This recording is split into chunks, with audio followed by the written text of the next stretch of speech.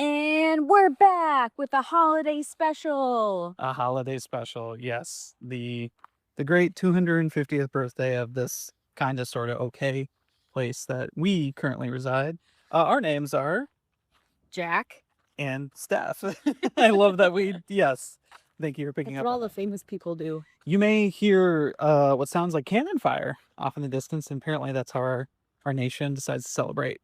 But we decided to celebrate any day by talking about movies. So thank you for Yes. joining us. Okay, where do you want to start? I mean, we have some holdovers from the last few times. I We actually, do. Let's dig in. You start. I was gonna say this is one from a while ago. I pretty sure we watched this together. I Okay. thought we did. The Amy Adams flick from like a year or two ago. Oh, Nightbitch? Yeah. I fell asleep. Oh, did you never watch it? Well, After that? it was like during my medical. Oh, that's right. I fell asleep during a lot of movies a year ago. That's right. Yeah, it was the same with Flo at that time, right? That movie with the cat. We talked. Yeah, We and then talked about that. I Yeah. fell asleep during that Timothy Chalamet movie. Which one? The one where he biopicked something again. Oh, the Bob Dylan one. Yeah. Which I think we talked about. I forget what that one was called. Yeah, I can't say much about Nightbitch. Sorry about that. Okay. So I mean, I thought it was a great film. Like really great performance from her. Really funny, and seemed really interesting perspective on motherhood. yeah, I remember liking it. Yeah. Well, okay. I guess that's all we got to say about that. Really interesting. I'd be curious what perspective. mothers would think about that movie. Yes. Neither of us are. Neither of us are a mother. So I yeah. would just be yeah. But it was quite good. Yeah. This Speaking idea of sorry, getting lost in motherhood, kind of with a very interesting take. Yes. The premise is this mother that is like so drowned in motherhood, can't find her purpose, and she like get bit by a dog or something. She like becomes a dog. Yeah. Well, or whatever. Yeah, it just kind of like plays into like this feral, really weird. Yeah. ferocious. But I like her husband. I think Walton Goggins plays her husband. Okay. And I really like how they portrayed the relationship, because it wasn't like this like transactional thing where a lot of films like that would just make the protagonist be this transactional, like I don't like that when it's a man or a woman that just they bowl over everything, because it's not interesting from a conflict perspective. Yeah.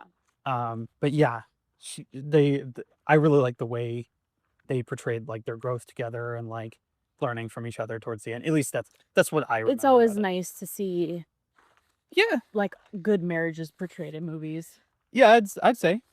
Because more often than not, you just see crappy marriages. Yes.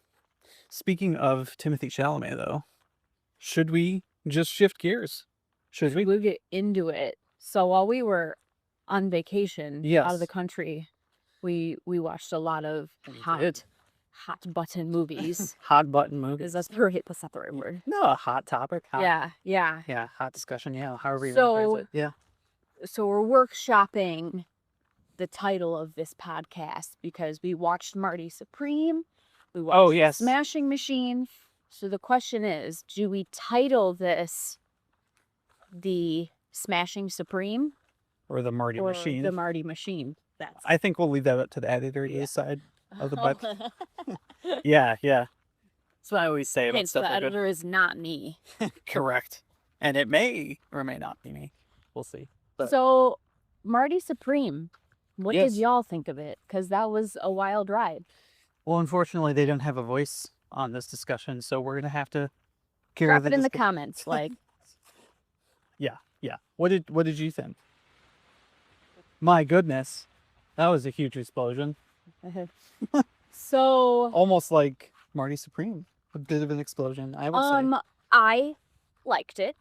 I was entertained. Okay. I was entertained. I'll say that. Mm-hmm. I think it was almost like the biggest strength and biggest flaw was just like the chaos of what was going on. It's like you didn't know what was happening next. Yeah. So as far as like plot and like advancement, I mean, so much happened in the movie.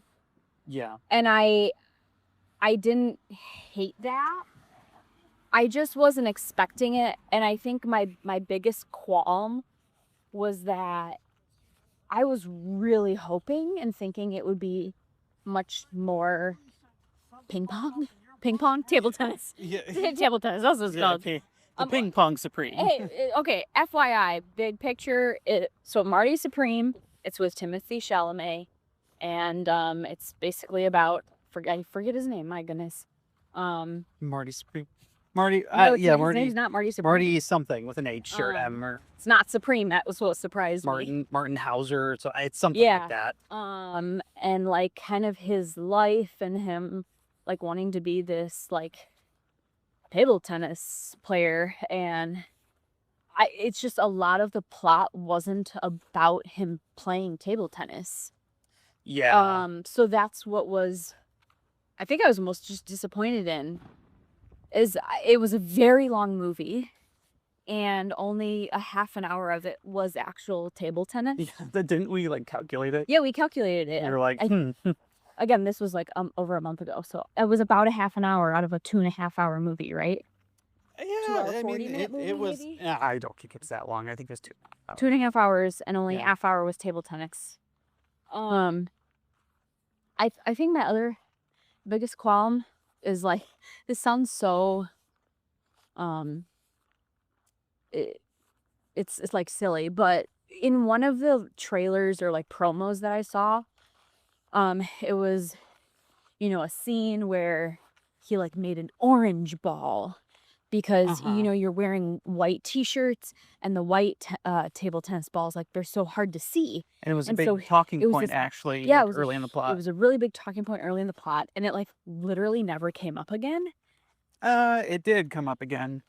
Don't you remember when you went back to the house? Well, yeah, but And it was basically like, I got all these orange balls made for you, and then it like got thrown out the window because they were in an argument, right. and that was it. And then that was it, and I just thought that maybe I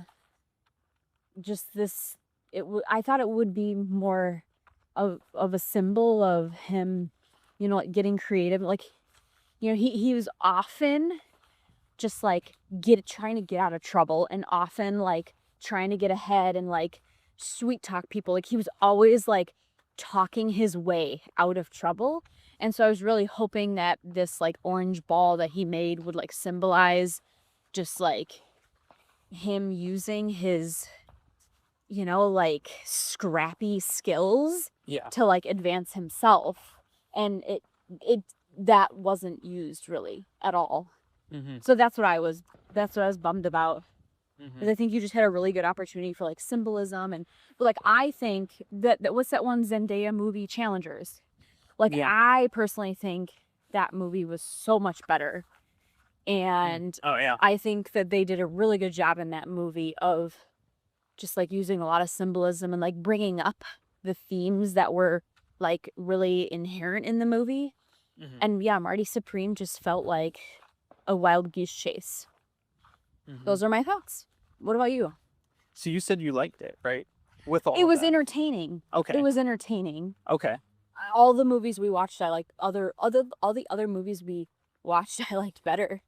I would agree. I would go a step further for myself and just stress that I was very, very disappointed in it, to be honest with you. I suppose I would say it was entertaining from the standpoint of I wouldn't know exactly where it was going moment to moment. Yes. So I'm about to take you on a little journey here. Okay. Okay. I believe we talked about this with Anora last time. Okay. I'm going to Barf. I'm going Sorry. to bring What? up Anora, Yeah. which reminder, Anora won a historic Best Picture, Best Direction, Best Writing, Best Original Screen. It like Literally. swept like best cat Which best is just proof that it's all rigged. well, If anyone with eyes. and look, you I mean, saw Nora. you Sorry. got to remember that the Academy is a bunch Right. of peers Right. that are voting, and for whatever the issue, it seems to the common people who are not a part of the Academy of Motion Pictures Arts and Sciences is that it's kind of like, well, so why are you deciding Right. that right. this is good? And Yeah. Is it true that some of them don't even watch the full movie? Correct. It is. They've admitted that. Yeah. Wild. And I guess we're not going to necessarily talk about the Oscars a ton, No. at least right now. No, not yet. We can continue to talk about that in the future. We Yeah. have talked about it in the past, but talk about it in the future. I think there's some merit to experts on the subject matter and like in the field talking about things, but it's definitely, it seems like the votes are more statements than they are actual meritocratic awards. Yeah. If that's the correct usage of the word, if that's the actual word. Yeah. I'm struggling to remember in conversation right now, but here's what I will say. Okay. Yeah. So I'm going to connect Marty Supreme, Honora, and Okay. South Park. I'm going Okay. to make a point. Okay. All right. You may remember I said on the way home that I was going to bring up South Park Okay. in this future podcast. Okay. So there is something that the writers, Trey Parker and Matt Stone of South Park, that they have gone on record and said that they take in their approach to writing episodes.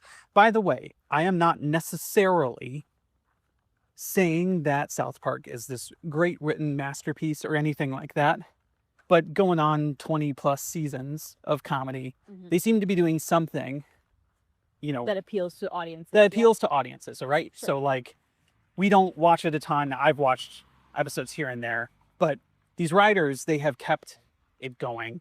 One of their main approaches to writing is they have said they view it as a failure if the way you describe your plot is, and then this happens, and then this happens.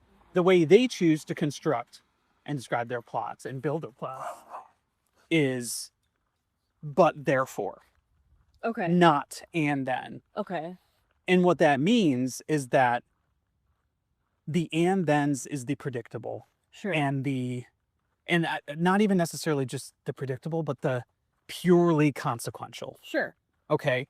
So it's like, well, and then something. So when I think of both Honora and Marty Supreme, that is what I think of those plots, And then. is that the Yes. events that happen in all of the events in Uh-huh. both those films And then this is, happens. yeah, it's And then this. Marty lands in New York, and then And then- he's running to the hotel, and then Yeah.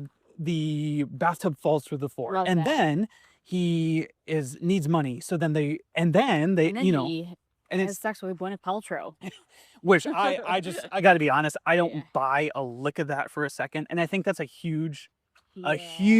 issue that I had with the movie, is that I did not buy him in the role, and we love Timothy Chalamet, and he's amazing. I think to me, Timothy Chalamet as Marty Supreme, you're a little We harsh. talked about this. You're a little right. harsher than I am.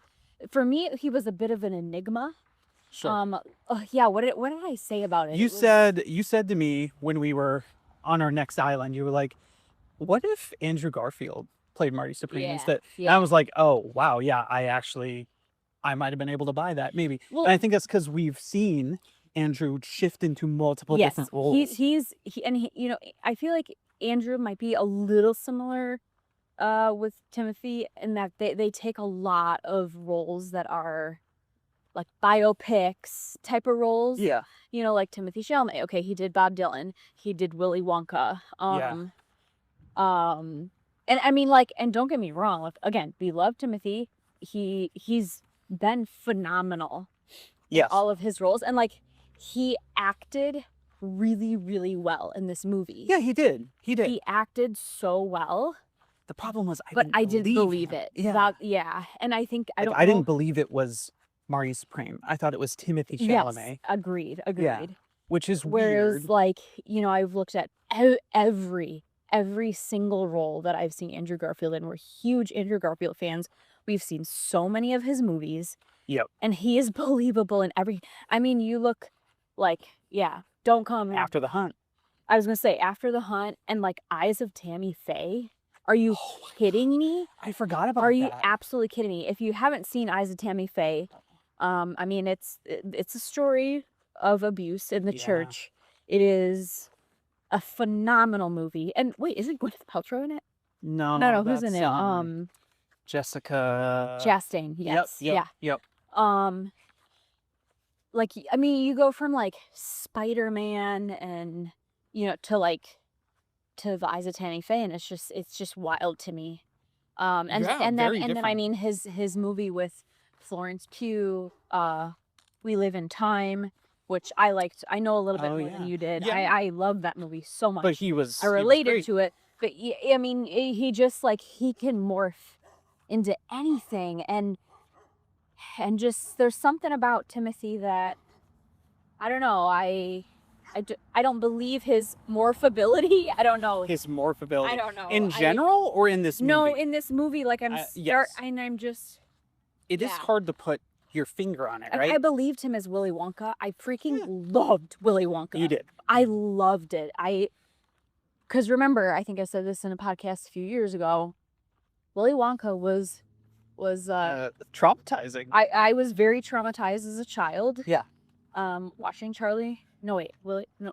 Charlie. Whatever, the older movie. Charlie Chaplin in the Chocolate Factory. Yeah, with what's his name? Gene Wilder. Yes. I was so traumatized. I remember distinctly the amount of fear that movie gave me. Well, gee, I can't imagine why after a horrifying hellscape ride on the River of Chocolate that Gene Wilder took everyone. Not a children's movie. I mean, I was also a huge scaredy cat in general with movies. Ursula scared you, right? Yep. One of my first movie theater experiences, I believe, was The Little Mermaid, and I remember I literally couldn't watch it. Like, I had to get out of the theater. It's very funny how different like upbringings are, because I always remember the story of my mom. I will embarrass her a little bit here.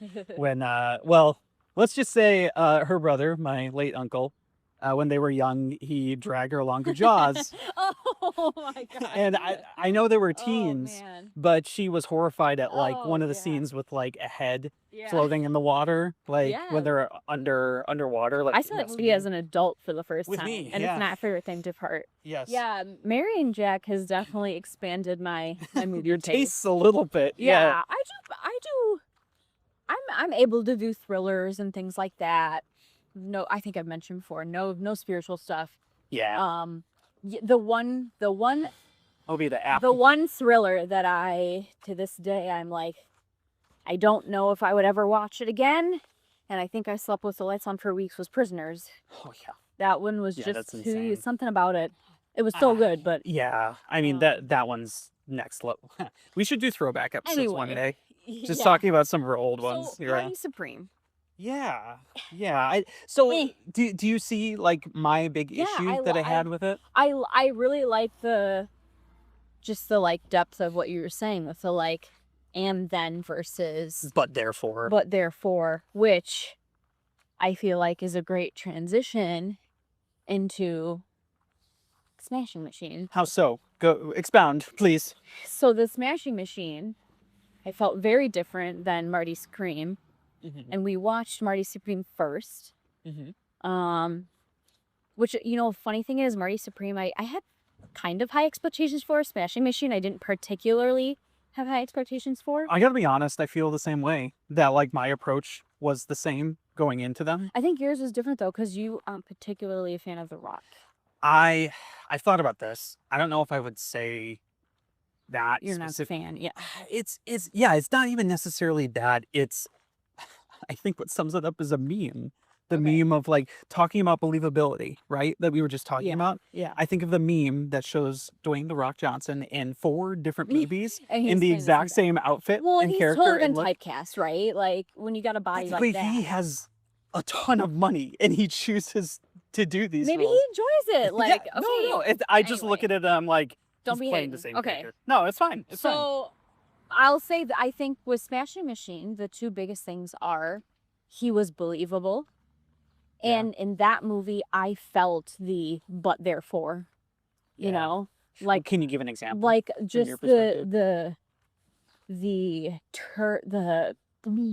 don't know if turmoil is the right term, but like seeing the effects of their marriage, which so Smashing Machine is similar-ish to Marty Supreme, like kind of sort of a biopic. Yeah, it's a biopic. Yeah. About Biggest name. Oh my gosh. It was a UFC, like early UFC guy. What was his name? Was it Gosh. Mark? I think, right? Something like that. Sounds right. We're Look at both us. looking it up. We're horrible at. We need to Look. become better prepared. Look, I do not remember names a ton. Let's see.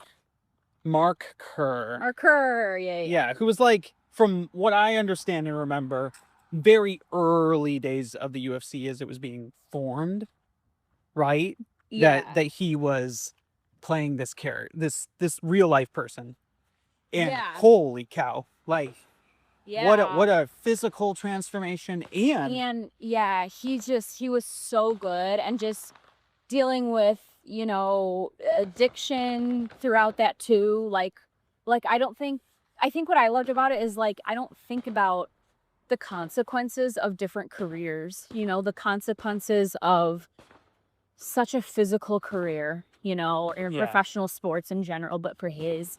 And it's like, and when you love it, right? Like, well, take the painkillers, you know, that's what you do. Yeah. And then you just keep taking them, and you keep taking it. And yeah, so I just, all around, a movie was so moving for me. Yeah. The acting was incredible. I loved the directing. The directing was so good. The writing, Phenomenal. I mean, like, I think for me, all around, it was just such a well-rounded movie, whereas Marty Supreme felt like a wild goose chase. Yeah, it just I love yeah. Smashing Machines so much that I have thoughts. You have thoughts. You like wrote them down? Yeah. So Okay. yes, look at, I have a whole, Holy like, cow! Wow. seriously, I can't think the last time I've seen you and type a bunch of. well, this is the thing, is like, these are the movies that I love that make you go like, this makes me think about a lot, Yeah. you know? Yeah. Like, just this idea that, like, him and his wife, like, they were both verbally abusive to each other, you know? Yes. And it's just like, Yeah. you have two totally broken people. Yep. Yep. Yep. Yeah, it's just, I don't even know, like, it's stuff to think about, you know, of like, So this has the been origin of it, and Yeah. and the effects on each other, and yeah. I think You know, they, like, it was clear, like, they both had demons. I just loved to see the difficulty of two people that were humans trying to do life together. yeah. You know, like, they had, like, horrific demons, and yet they were together. They were like, Doing it. how do you do life together when you Yeah. are wrestling your own, like, what is in your mind, you know? Yeah. Yep. You know, they kept blaming one another, and it was just interesting to see, and that just that added layer of addiction through it all. Yeah. You know, because, like, there's things that, you know, one might be able to relate to with, you know, the inner demons and the arguing, like, when you're in a relationship. But yeah, just the addiction on top of that kind of just made you really think, like, oh, this is a whole nother can of worms. Yeah. That, like, you know, at least you and I don't particularly understand. Yeah. But it kind of makes me go, addiction, wow, yeah. I understand a little bit better now, the people that do go through that, Yep. no Yeah. matter what the addiction is. Can we just talk about the music? Yes. The music, the saxophone in that movie, like, Going off. Yeah. it's an interesting choice. But It was very like. but then when they played it the way that they did, it worked so well, and yet it was very different than what you would expect. It was like this ethereal jazz music during the fights, which, like, the percussion mirrored during the fighting. Yeah. Good point. Yeah. That's a Love really that. good point. And the yeah. piano, like, clanking when they were being hit, Yep. like, Yep. ugh. Like, That's a very good point. That's yeah. where I'm like, whoo, you use music to go, but therefore, you know, Yes. like, Yes. Yeah. Yeah. Can I chime in, or do Yes, you need to yes. keep going on your roll? no, the music Okay. there was, yeah, I have more to Yeah. say, but yeah. Well, yeah, of course. I just, yeah, way to tap into that element of the unexpected, and in terms of being able to take something that, like, should not work, and then playing it and going, like, oh yeah, like, you can almost view creatively, like, you can almost view the team, like, in the edit bay, playing Yeah. the scene and being like, what would happen if we Actually- put jazz music, or like, Yeah. what would happen if we had the composer put like this element to it, and then they play and they're like, that Yes. works. At first, I was very like, what is this? But it's. I think I was taken back because you don't see that, right? Like Right. it's almost like we're conditioned, Yeah. like to be like, oh, yep, this is what Hollywood's supposed to do. Yeah. And no, and then it just it just made the movie even so much more wonderful. Yeah, the directing, it had like a home video feel. That was a very intentional again, choice too. these are all so, like, Marty Supreme just felt like it was in this Hollywood machine mill. You know, and then Smashing Machine, you have this home video feel. You've got different music, and like what I'm saying, you might be like, that's a lot of like veering away from the cookie cutter expected, but they do it well, and they did it for the purpose of the movie. They didn't just do it to dick around and be creative and be like, ooh, look at me. Like that, I remember that It wasn't flippant. Right, like that one movie, I remember Jake Gyllenhaal. Which one? It was like some like bank robbing and like chase. And the directing was horrible. You're talking about just, like, Ambulance? Yeah, they like just made you dizzy the whole time. And they just like did it to be much. like, look at what we're doing, you know? I did not like that one. Yeah. Yeah. Yeah.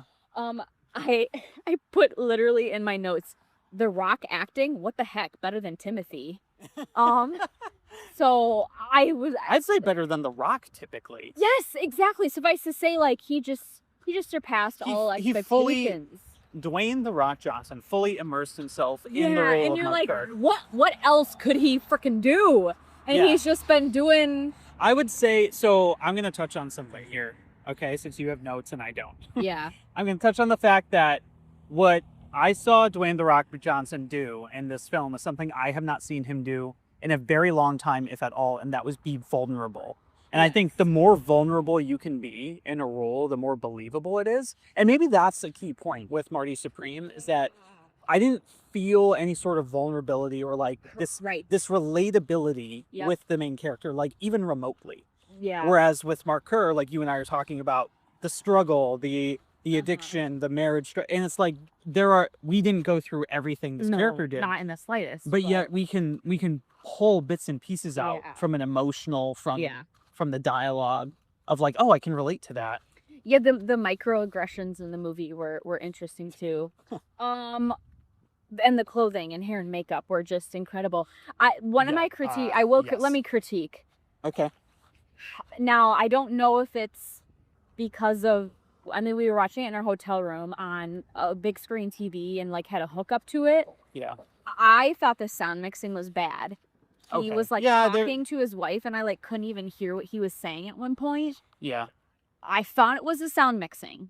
Yeah. I'm just gonna say.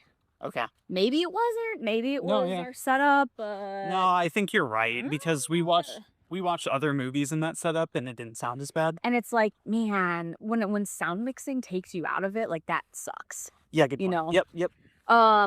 My favorite quote in the entire movie was, "He would rather be beaten than quit, and that takes a true champion."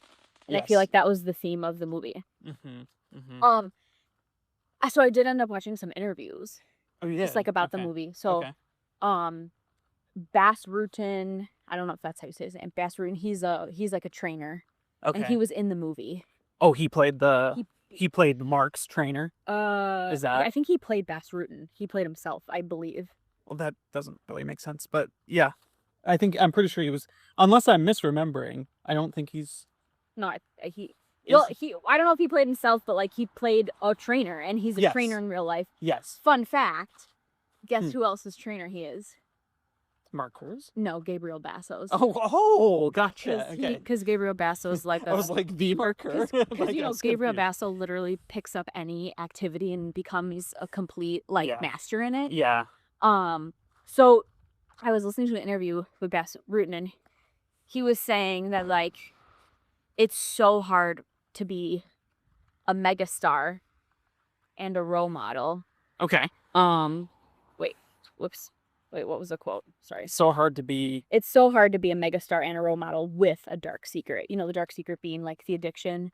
Yeah. Yep. Okay. Yeah. And then I was watching an interview with actual Mark Kerr, Okay. and he was saying that like the movie was so therapeutic to watch, Yeah. and he like cried the whole time because he saw like the nuances and the attention to detail. Yes. And he was so impressed, but he walked away going like he saw that his behaviors weren't good. Yep. So I just think like what a cool story for you to have this legacy, and then you kind of get to see a mirror of yourself. Yeah. The Rock studied his movements and tried to match them, and yeah, for the real person to say, "Oh my gosh, that's me!" Like that's crazy. Yeah. My only other, I would say, like critique was there was another trainer in the movie. Yes. It took me out of it a little bit because I think he was a real trainer and like not a good enough actor. Oh yeah. Yes. So I mean, like both Marty Supreme and Smashing Machine, like they both show the human condition among being the best of what you are. Yeah. And like those were good movies to see. But man, Smashing Machine, it defied every expectation. It's probably going to be in my top 5 of the year for sure. Well, I think it came out last year, but even from last year. Yeah. Yeah. Okay. I have some thoughts. Yeah. I haven't gotten a chance to say a ton. I'm glad you shared all of that. And yeah, it was a very effective film. Yes. In many ways. Like affective, like with an A, you know, like it affected. Yeah. The viewer. Yeah, I think the mise-en-scene of it with the like 16 millimeter, I think it was, filmmaking. Okay. That like made that home video feel to it definitely helped. The music helped, but like yeah, one of the scenes, and this is not unique to me, but one of the scenes that I thought was like really powerful was actually very early, and it was when he basically collapsed on the floor, his heart stopped. Yeah. And they had to get him to the hospital, and he goes in the hospital, his trainer meets him. Yeah. And they're basically like talking through stuff, and his trainer's like, "What happened?" And it's just like, "Oh yeah, you know, just happened," like very clearly lying through it all. Yeah. And you see like his teeth are gone. Yeah. And I was like, oh, and that was a very effective choice to show like that sort of thing, like seeing The Rock debase himself in those moments, and then the follow-up, the gut punch when the trainer's like, just stop, like he just calls him out on it, like, and he breaks down in that moment like a little kid. You're like, oh man, like just really, really powerful, you know, like a really amazing performance through and through from The Rock, like really incredible. So fun fact, I don't know if you realize this, the directors of both those movies, I believe they're brothers. Oh my god. Yeah, of Marty Supreme and the Smashing Machine. Let me fact check. I believe they're brothers. They have the same last name. It's Josh Safdie directed Marty Supreme, and Benny Safdie directed Smashing Machine. Okay. Benny Safdie. So they used to work together. It used to be a directing duo. Okay. They are not right now for, I think, just creative differences. They're just saying, hey, I want to work on different projects. And Benny is only 40. Yeah. Wow. Yeah. And Josh is 42. So what's interesting is like everyone talked up Marty Supreme. Like everyone said, oh my gosh, it's so incredible. Right. Like, I mean, I heard stories of like Robert Downey Jr. basically saying Timothée Chalamet is one of the greats after that film. I'm like, what are these people smoking? Like, that's just me. Actor. Yeah, yes, yeah, but I did not feel that way even remotely, which doesn't make it right. But yeah, sure. I did not get that out of it. And like you were saying, I think in large part it has to do with the premise and how it was executed. Sure. Because the trick of writing is like you want to try to subvert expectations and keep people's interests. Yeah. But you also want to keep people engaged in a way that is not disrespecting them. And I think what I felt personally by watching films like Anora and Marty Supreme is that I kind of felt like, what are we doing? Right. Because all this stuff is happening and it just feels it feels disconnected. Yes. And you can say, oh, it's entertaining. It's entertaining when like some guy's dog and the mafia and, you know, like it's these wild events. Yeah. And I think what's interesting is seeing those two films like get a ton of praise within the industry. I'm like, there's something to be said for how they accomplished those, but Sure. it didn't work for me. Yeah, yeah. And I think it didn't Fair. work because it felt too loose and felt too consequential. That oddly, like you think, wow, these things are, you could make the argument that, oh, they are but therefore because these random things are happening, right? Whereas by contrast, the Smashing Machine, it's like, well, he struggles with drug addiction, it gets worse, he goes to rehab, and then his wife actually like starts drinking more, you know, and like some of Yeah. it sounds like and but the way it plays out is not and then. Right. You know, Right. it doesn't feel, you know, because you're with the characters, you're with the events, and they feel different. And I think you're Yeah. kind of taken for a ride. Yeah. And it's engaging in a way that, like, I've seen, I think we both have seen like dozens, if not hundreds, of biopics, and yet we watched it and it felt fresh and new. Yes. Yeah. You know, not the least of which due to new events of like, okay, so it doesn't feel like he succeeds. It doesn't seem like he succeeds. But what is the message that's going for? Which, funnily enough, the other Timothy Chalamet biopic, like the Bob Dylan. Yeah, yeah. I mean, I did Yep. fall asleep, No. but I also was kind of like, It wasn't keeping your interest. no. Yeah. But you know, you look at Challengers and Smashing Machine. Yeah. I was all in, 100%. Yeah. Yeah, and it's a trick, right? Like writing is hard. I know this having done writing in the past and working on writing now. some projects now, like Yeah. a lot more. But like Yeah. one of the motivating factors I am doing when I'm writing a scene is like how do I keep engagement and like Yeah. make this the best it can possibly be. Yeah. And there's going to be moment to moment. There's going to be times when you almost task switch and some things have to be consequential. I always think of a Fincher quote where he says, like, you want the audience to be behind you when you want them to be behind of you and ahead of you when you want them to be ahead of you. And sometimes you want them right along with you. Yeah. So anyway, the only other thing I wanted to say technically about Smashing Machine that I found interesting is I remember looking at the hair and makeup and going like, this is insane. Like this is incredible. Well, I looked it up and that hair and makeup artist has worked on some of my favorite projects, including Really? Looper, Oh. which had Joseph Gordon-Levitt look like Bruce Willis, Oh, okay. like a younger Bruce Willis. Okay. And yeah, it's just really interesting that that guy is that talented that you can almost like, Yeah. that's really impressive work. And then you find, oh, he's done other things. things. Yeah. And that's the cool thing about filmmaking is when you can kind of pick out like, oh, this person does this. And I kind of like that. So kind of follow more of their work. So I thought that was cool. Speaking of hair and makeup, Yes. well, What do you, you know, there's another movie that we watched. just a few, right? Yeah. What do you want to touch on? Well, I would say like, you know, hair, makeup, costume design. Okay. I would say it's worth mentioning in general this one particular movie, but also curious what you thought of the transformation of Jacob Elordi in Wuthering Heights. Yeah. Yeah. Wow. And what were your thoughts? I don't know anything about I didn't know anything about Wuthering Heights. Yeah. Like literally nothing. Yep. The only thing that I knew was Margot Robbie is in this new movie with Jacob Elordi. Yep. And they be sexy together.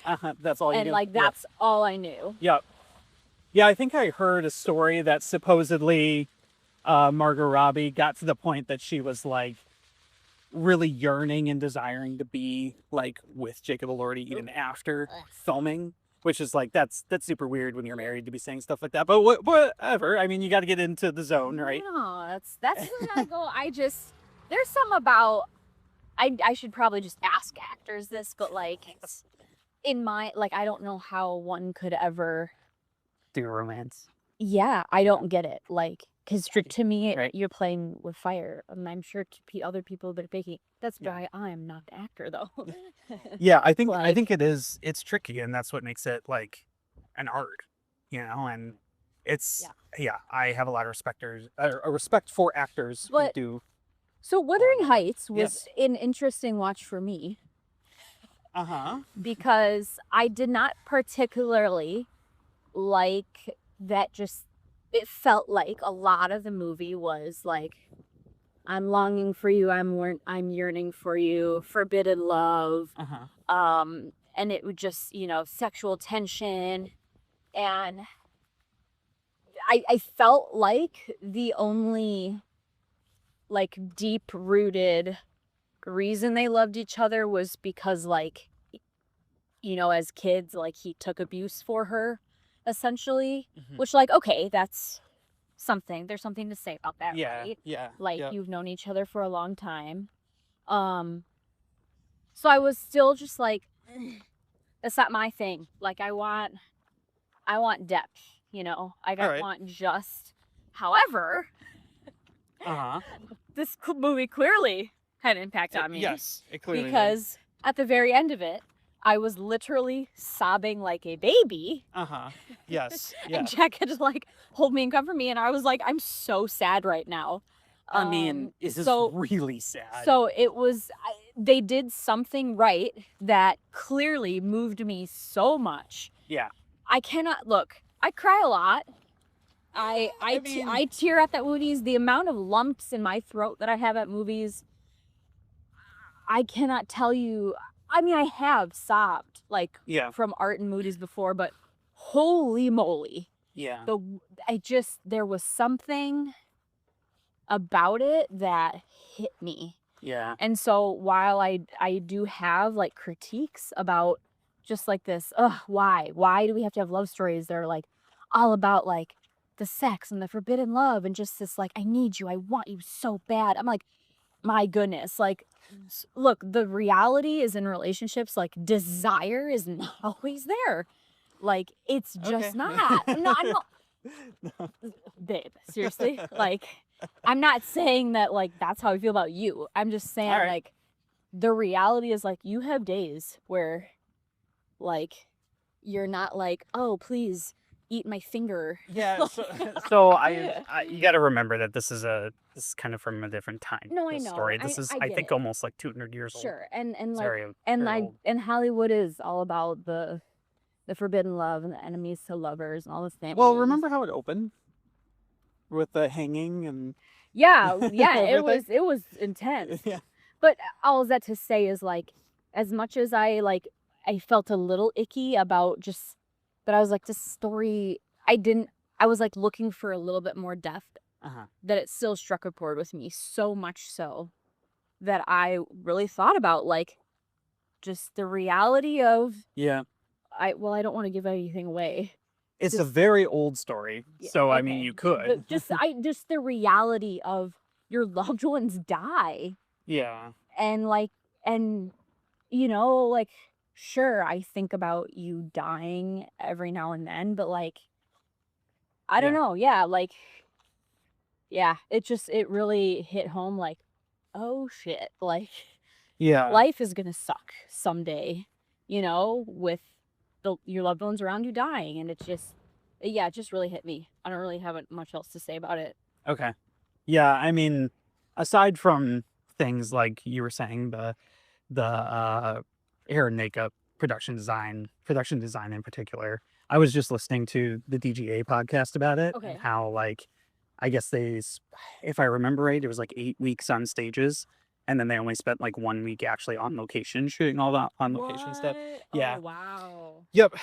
Yeah. So, yeah, I mean, this type of story and movie, I think you were even joking with me that you're just like, I'm surprised you like this considering it's like a love story. And I'm like, well, there's a lot of death. Because, like very early, like it opens with a hanging. Yeah, I was so focused on the love that I forgot that there was.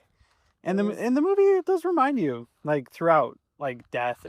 And I think like it's a story that has been expounded upon since its telling for sure. Like there are stories that have emulated this. I am not someone who, God forbid, my old English advisor hears this.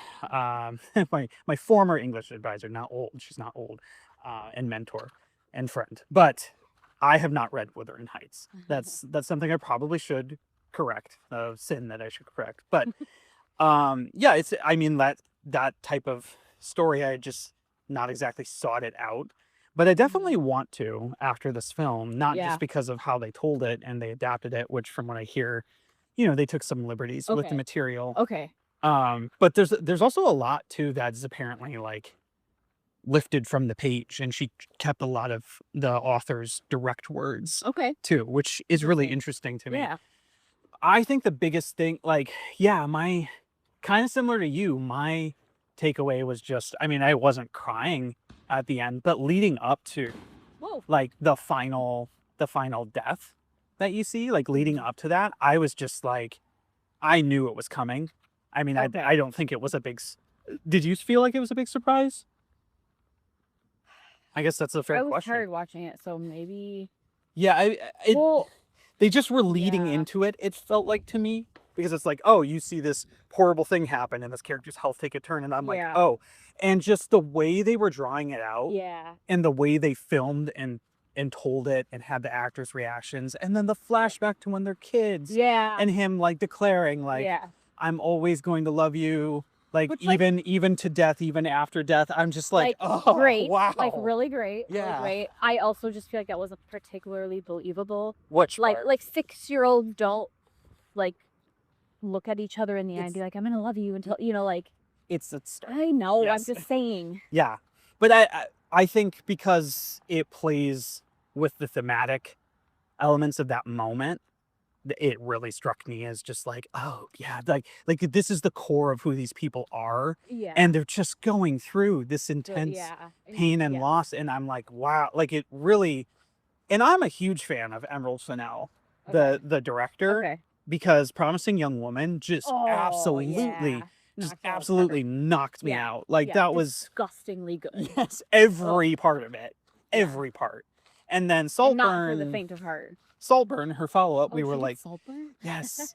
This is why I'm on the podcast to Ugh. talk about the like Yeah. film aspects and logistics, because I'm like, Saltburn. Whew. yeah, that was in our first episode that we were talking about Yeah. how depraved and Yeah. how much it took us out of it, because it was like all about the shock value. Yes. And this felt like, wow, like such a balance, because there were Yes. depraved elements, There but were. it did not Yeah. feel at all like it was just for shock value. That's very true. You know, and it was very, yeah, just really, really powerful, really like sealed in on Yeah. the emotions. Yes. And also, can I just say too, because we haven't mentioned it, the usage of sex, or specifically the lack of nudity and I know. and that was. but yet the tension, and very Yeah. funny tension with like the bread Yes. dough and Oh everything. yeah, that was so good. Yes, I did. I Like, did like it's the just fact that brilliant. like, there was a lot of sexual tension, but like you didn't see anything like. Yeah. So. Oh shoot! Wow. Oh, there's firework right Yeah, there. yeah. Guess which holiday I we're do have a hot celebrating. take. Go ahead. Yeah. Jacob Elordi didn't totally impress me. I mean, I've never particularly been a huge fan of the actor, I feel but like, I feel like he plays a lot of I the think he same played like well. brooding. yes, Bad boy. He was funny. brooding. I think he was funny. Like He his was character funny. was He was funny. I just the way he played it. personally, it felt flat. It Sure. felt flat, and maybe brooding is flat. I don't know, but like I'm Yeah. trying to think of someone who's played brooding that isn't flat. Mm-hmm. Yeah. I don't know. Can't think of one. Yeah. So curious if you have all seen Wuthering Heights. What did you think of Jacob Elordi? Do you totally disagree with me? Got your rocks um, kicked by him, rocks off to him, whatever the phrase is. Yeah. Yeah. No, I mean, yeah, I thought it was great. I was not anticipating liking it as much as, I mean, again, I love the director, and I think Margot Robbie is just dynamite in everything she's in. I've not been disappointed. I know. And she's a truly marvelous actor. Yeah. Yep. Yeah. So Do we have time for one more? should we do some rapid fire? I don't know. Do we Yeah. have time to do some We rapid could fire? do some rapid fire. Okay. I would say a movie that I liked a little bit better Okay. than Wuthering Heights. Actually, What is that? I love Twinless. Oh, you want to do rapid fire on that? Okay. No, we probably shouldn't. Okay, so I'm gonna have to. Well, what's interesting is say in a our lot. last episode we were talking about Son's Help, Yes. which what's with his name? Dylan O'Brien. Dylan O'Brien was Yep. in, but he was also in Twinless, which is on like Hulu or Hulu. Amazon Prime. Yep. Okay, on Hulu, it's really was interesting Currently to me just because it's essentially this movie about this guy who his twin brother died, Unexpectedly. unexpectedly, and it wasn't. Oh yeah, it was Yes. unexpectedly. Yeah. Yeah. Which he plays the twin, by the way, Yes. in the movie. Yes. There's not a whole lot of screen we time get some with brief him. scenes with his twin Yeah, brother. some brief scenes. And he like goes to this twin death support group, which like didn't even know that was a thing. As a twin. Surprising. Yeah, right. Yeah, and like and meets this gentleman.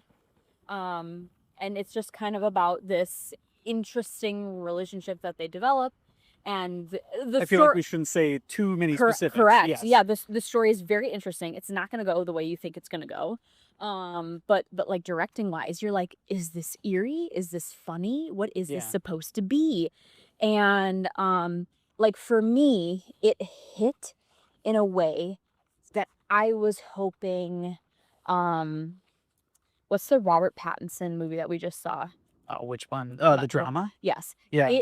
Twinless hit in the way that the drama didn't hit for me. Fair. I would agree with that, actually. Like the eeriness. I kind of like the drama now. More than I did the first time The, we saw it. the eeriness of the movie that like coupled with the quirkiness of it hit so well. I think part of it was like I was just really excited to see it as a twin. Sure. Yeah. Yeah, and their directing though, phenomenal. Some of these shots are like I'm telling you, if you some of my favorite shots, I think, in over a decade. Yeah, I would say. I'll just say, if you are someone that like maybe you don't particularly pay attention to the way like movies are shot, like I guarantee if you watch this movie, you're gonna be like, wow, like whoa, that was really, really. It was purposeful and fascinating. Like, even if it's something that seems boring to you, like, highly recommend watching Twinless and just, like, watch the magic happen of the nuances of the way things are shot. So, yeah, Daniel Brand, amazing. Without saying too much about it, here's what I will say in regards to writing, because we've been talking about that with creative intent and things like that. I think the thing that was really fascinating to me was thinking again about that, like, and then versus but therefore, is that this film did what I think many great films do, which is you think it's going to go one way. Yeah, totally. Because you were like, it doesn't go the way that you expect. And here's specifically how it doesn't go the way you expect. You think it's going to go one way, and it kind of pulls the rug out from under you really quickly. Yeah. And then you're like, what the heck is this movie going to be about? Like the rest of the time. And then you're just constantly pulled in because it's taking all these turns. They're like, but therefore. And you're like, what? And it's playing against these characters' competing interests in a lot of ways. So it's very, very deep and interesting, and it has a lot of very phenomenal creative choices when it comes to what I'm going to say is the writing, the directing, and the acting. Yeah. Because the director is also the writer, one of the lead actors, and the director. And I have never seen a project with that trifecta be that like not like self-focused. Sweeney. Yes. James Sweeney plays this guy that Roman Dylan O'Brien's character befriends. Yeah. And this doesn't give too much away. Yeah, no. But I mean, so Roman, Dylan O'Brien's character, his brother that passed away was gay. Yes. And this guy that he meets in the twin support group is gay. Yeah, he does come out as gay. Yeah, and you know that very early on. And it's, I think maybe that's where Roman feels a little bit of a connection, like, oh, hey, I had a gay brother, and like this gay friend of mine. The Dylan O'Brien, the other brother. Oh yeah, it is Roman. Yeah, sorry. Yeah, sorry. No, Roman is Dylan O'Brien's character. Who was his brother again? I forget the brother's name. I don't remember. Yeah, Rocky. That's what it was. Yep. Yes. Yeah. So he feels a connection to this guy. Yeah. That's gay. And James Sweeney character, like, this is where like the dark comedy comes in. You're like, who is this guy? You know, like, what are, all this stuff. You have a lot of questions about him. Yeah. With the way that things are directed. And And I like both loved him and hated him so much, like in the film. And I was Yeah. like, well, that's a sign of a good actor. And I thought I haven't seen him in much. He hasn't like acted in a ton of big stuff, but the fact that he freaking wrote it and directed it and starred it. And I know we talked about how like it's usually not particularly either a good idea or like it just feels like you're kind It's of usually very self-aggrandizing. Like, look at me. Like some of the Rock stuff, like which he doesn't like write and direct and star in his own stuff a lot of the time. right. You know, But he's like the big muscly eye candy. Yeah, like it's like he can't do any wrong. Right. And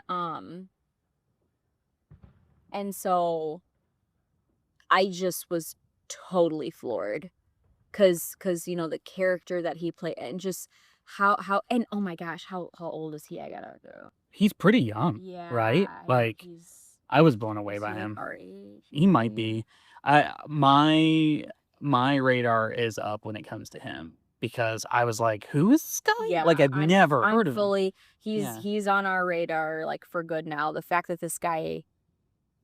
that we didn't even know that he Yeah. directed all Until of this. after. No, and we were like already talking about like, wow, the directing was so good, like the writing was so good, and we were like, man, like Who is who is this guy? And we're Yeah, like who's the team? "Whoa." And I'm like, I think after my Jeez. jaw dropped, and you're like, He's what? 35. He's 2 years Holy older than crap! us. Yeah, Oh I my was just gosh. Shout out to James Sweeney. Yeah, like holy well moly. done. Knocked it out of the park. Yeah. Man. Like you've got a gift. Yes, clearly, a gift that not many can He emulate. also wrote, produced, and directed and starred in a comedy drama series called Straight Up.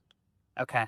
So I'm not. Yeah. I wanted to check out more of his filmography and be like, whatever he's doing, like I want to see it. Yeah. Like, yeah, Twinless was really unique. Okay, that was Yeah. a hot, like quick It was a hot fire. take. Yeah. Hey, I know the last podcast you had talked about Song Sung Blue, and I hadn't seen it yet. Yes. And Okay. I Now did you've seen see it. and that was also I don't know what was in the water over in Europe, but I cried very hard on the plane with Kate that movie Hudson, too. sense, yeah. Wow. I think what touched me about that movie was like there's a part of me that related to it so much because born and raised in Milwaukee, I love Milwaukee. I'm obsessed with it. Like Yeah. there's just so much Milwaukee has to offer. Yeah. And not really knowing like the backstory of this tribute band, or they're not called tribute band. They're the experience, the Neil Diamond experience. Yeah. But then also just like,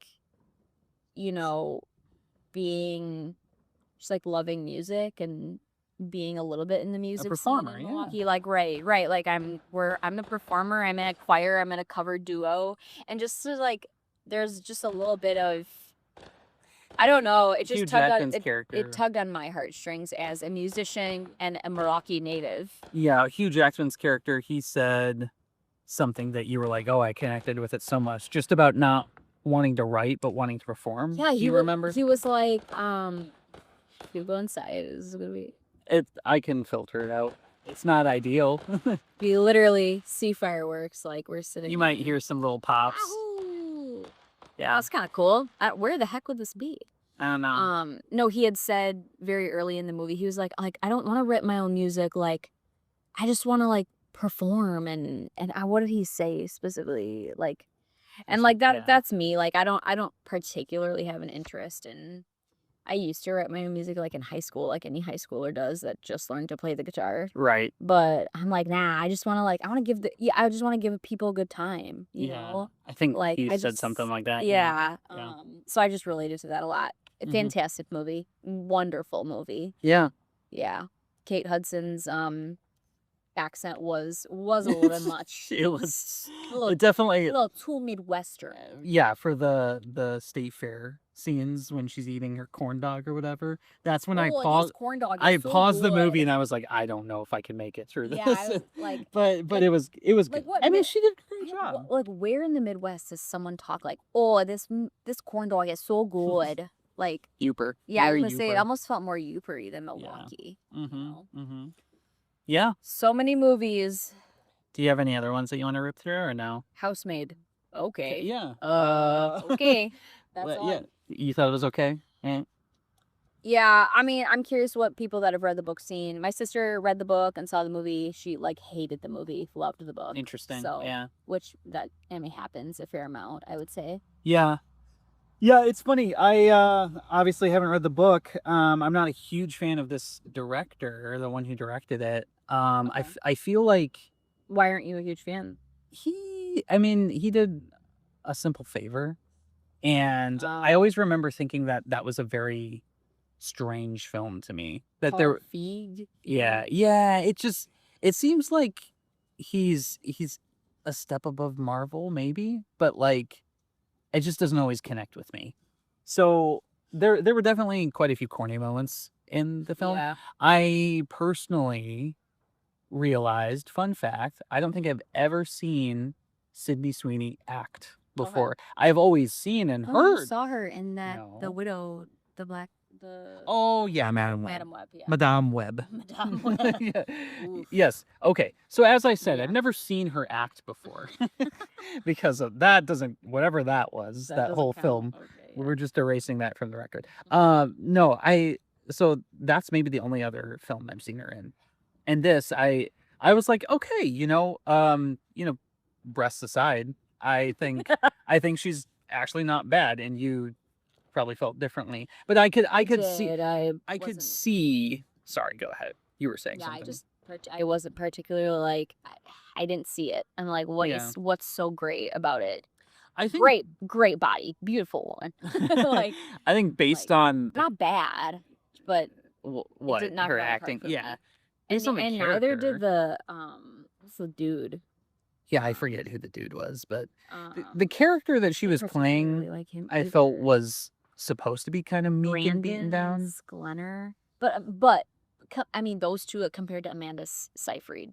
Oh Like, yeah, she's different like- class Yes, for sure. she Yeah, knocked it out of the park. Like Amanda, I don't know how to say her last name. Seyfried. Seyfried, I think. Seyfried. Yeah. Amanda Seyfried is like, Yeah, yeah, have to look it up. she. You talk about like insane acting. Yeah. That's what made the movie interesting to me was her. Yeah, she was really good. Yeah, I don't know. Like, I will say this: look, I was traveling. I was tired. Maybe I was off my game or something.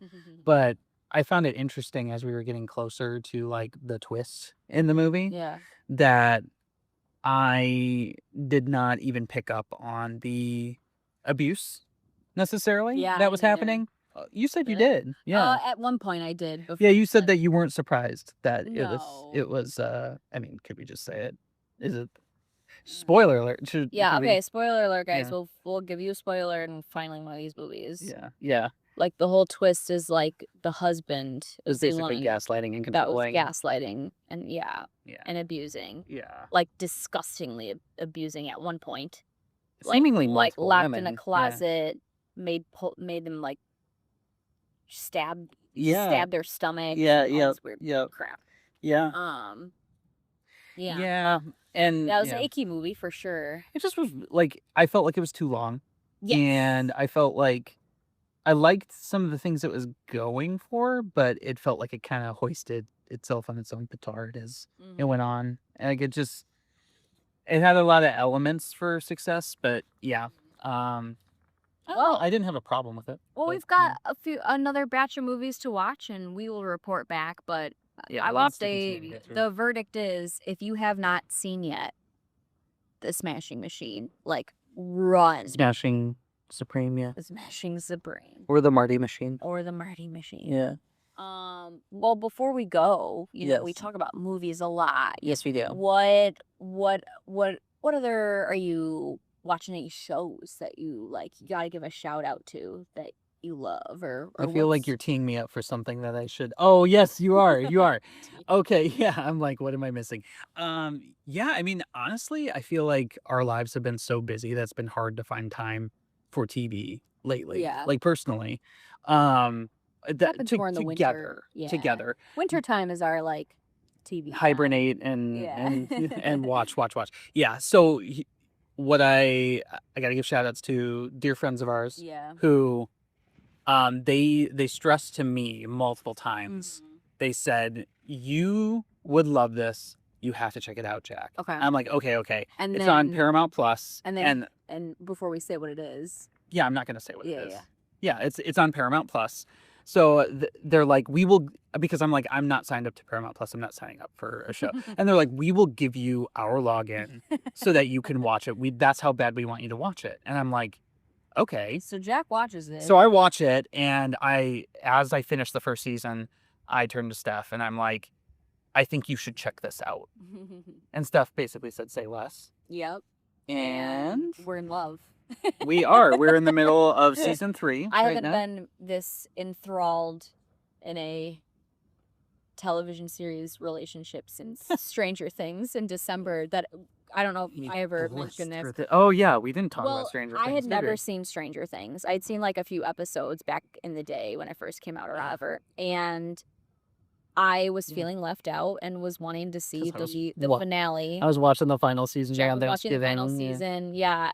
And I had like a week off in December, and I binged the entire series. I was like, you're not gonna finish it all, Yeah, and then you I did, said, and I'm like, hold my beer. I don't drink beer, but so I binged the Uh, entire series of Stranger Things, and it was just- the wildest ride of my life. doesn't that? It like, was eh. yeah. The problem with that, well, so here's my thing is like I binge shows and then I like don't watch TV for a month. You know, like I binge stuff and then I just like cold turkey quit.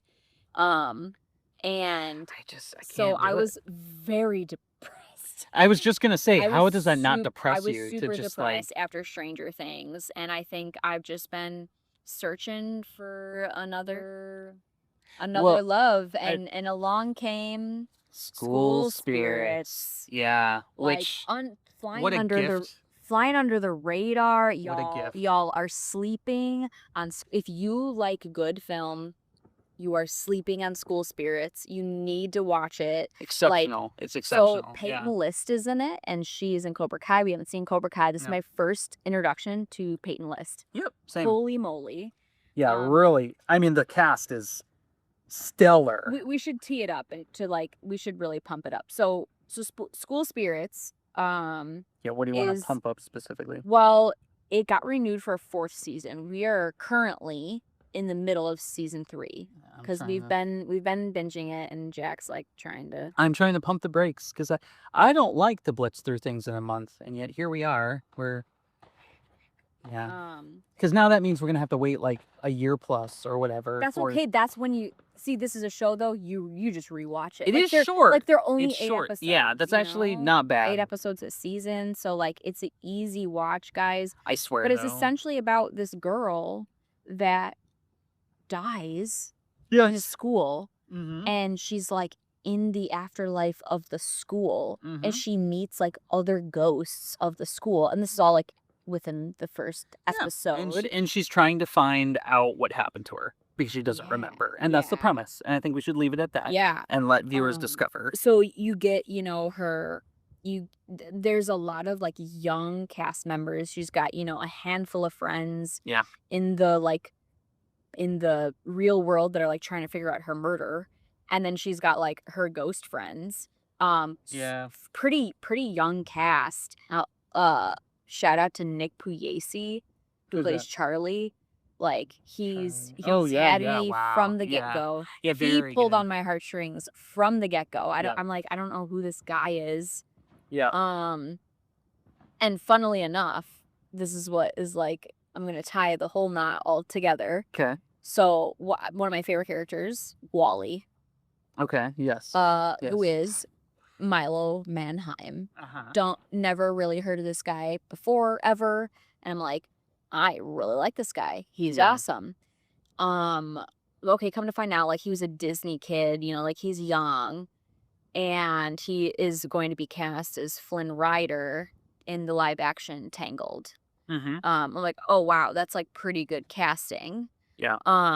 So looking up some info about him, and oh my gosh, what's his name? Steven Sater. Oh, Steven sorry. Sater, who wrote Spring Awakening, if you're into musicals. He like came out with this concept album called Murder at the Gates. It's a musical that he's been in the works for like, I don't know, a lot, like many years. And the album came out literally 2 days ago. Oh. Milo okay. Mannheim's in it. Guess who else is in it? Who else is in it, Stephanie? Gayton, who plays Dustin from Mata- Stranger yeah, Things, yeah. which Gaten got his start. Gaten got. Gaten got his start on Broadway, and I'm just like, oh my gosh, my two worlds are colliding. Oh my gosh, Worlds so cool. are colliding. But yeah, like the acting in School Spirits has been anyway. I could just gush forever. We could probably have an entire episode devoted to School Spirits, and I'm gonna Yeah. stop you right now. But I'm just saying, like, yeah, it's just the art that people make, man, the talent that people have from Yeah. directing to singing to Yeah. it's Good wild. good art is so great. Like it's so worth it. It's I just we talk about it enough. That's why we started this podcast. yes, I got to give my take on School Spirits really quick since you were just risen it up. I'm there risen. for- Yeah. So you disagree with me on this, although I have explained and can do my best to shortly explain why. I personally think that School Spirits is like a lethal mixture of The Breakfast Club or John Hughes film and the stylistic storytelling of Breaking Bad. And I think that is what bowled me over. Is that, of course, it's not the same type of plot or events, but the character who plays, I am horrible with character names. Who's Simon? Character who plays Christian Simon. Ventura. Yes. Something like that. So Yeah, he's dope. he to me is the beating heart of School Spirits in the same insane. way that Aaron Paul as Jesse Pinkman is the Yeah. beating heart of Breaking Bad. Yep. Where I feel so much for that character, and I feel like he helps guide us through the story emotionally. And this is wild to think about, but I do feel this way, that Peyton List is just like this absolute bowling ball in the plot that is moving events forward in such a great and unexpected way. Yeah. And in killing it. that same way, she reminds me of Bryan Cranston as Walter White, just Sure. like this force that is just moving the plot forward in ways that you don't expect. Yeah, for sure. Yeah. I see what you mean by that. I think I had said something different. I was like, it reminds me. For me, it felt like a mix between The Breakfast Club and Lost. Which I also think is great because Is this convincing you guys at all? Like, well, Here's the thing.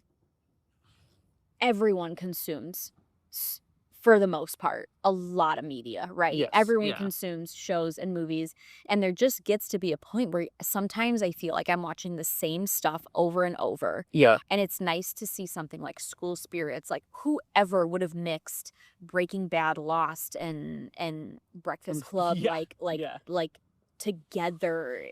I'm not saying plot wise. Yeah, I'm no, saying style stylistic-wise. and I mean, it's bonkers. an approach. Yeah. Yeah, it does have. Hashtag live your death. It's Oh, time I to want go. that on a t-shirt. So I saw an interview Yes. where they had them as t-shirts. Yeah. Like Milo and Peyton. Oh, yeah. And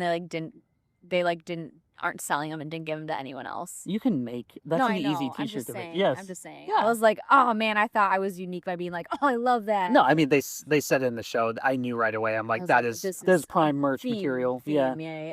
Yeah. Time to go look up some School Spirits merch. I'm all in. I mean, we can make it. Like it wouldn't be hard to make. Yeah. If that did not convince you, if y'all are looking for a show, like mooch off of a friend's Paramount Plus. Or pirated. I mean, Yeah. look, my opinion is good art like should not be gate kept just by those who have money. That's my opinion on it. That's true. But But yeah, if you do support have- support but if the you do artist. have Yeah. money, Well, support the artist in any way you can. Tell others Yes. about it. Share and if resources. you have with money, others. give it, bro. Yeah, yeah. That's how we get Yeah. through this life together. Yeah. With your death. Live your death. Yeah. And with that, go Go see a movie. Woo!